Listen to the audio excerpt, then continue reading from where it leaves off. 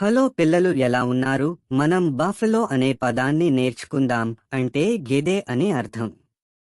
భారతదేశంలోని పొలాలు మరియు గ్రామాలలో మీరు బఫెలో అనే బలమైన మరియు సహాయకరమైన జంతువును కనుగొంటారు.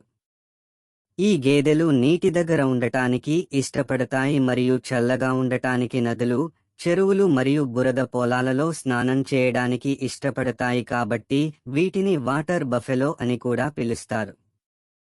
గేదెలు పెద్దవి మరియు శక్తివంతమైనవి. కొన్ని 1000 కిలోగ్రాముల కంటే ఎక్కువ బరువు కలిగి ఉంటాయి. వాటికి వంపుతిరిగిన కొమ్ములు, బలమైన కాళ్ళు మరియు వేడి ఎండ నుండి రక్షించే ముదురు, మెరిసే చర్మం ఉంటాయి.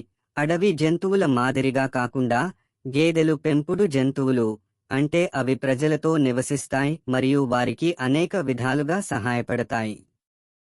రైతులు పొలాలను దున్నడానికి మరియు భారీ బరువులు మోయడానికి గేదెలను ఉపయోగిస్తారు.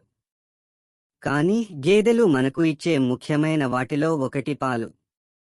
గేదె పాలు ఆవు పాలు కంటే మందంగా మరియు క్రీముగా ఉంటాయి మరియు నెయ్యి, పనీర్, వెన్న మరియు పెరుగు వంటి రుచికరమైన పాల ఉత్పత్తులను తయారు చేయడానికి ఉపయోగిస్తారు. గేదెలు పగటిపూట అవి గడ్డి మరియు మొక్కలను మేస్తాయి మరియు చాలా నీరు తాగుతాయి. కొన్ని ప్రదేశాలలో గేదెలు కూడా వేడుకలలో భాగం.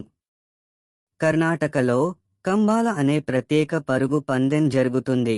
అక్కడ గేదెలు వాటి యజమానులతో కలిసి బురద పొలాల గుండా పరిగెత్తుతాయి. గేదెలు కేవలం వ్యవసాయ జంతువులు మాత్రమే కాదు, అవి ప్రజల జీవితాల్లో ముఖ్యమైన భాగం. వారికి పనిలో సహాయపడతాయి మరియు పోషకమైన పాలను అందిస్తాయి. తదుపరిసారి మీరు ఒక గ్లాసు పాలు తాగినప్పుడు లేదా పనీర్ తిన్నప్పుడు అద్భుతమైన గేదెను గుర్తుంచుకోండి.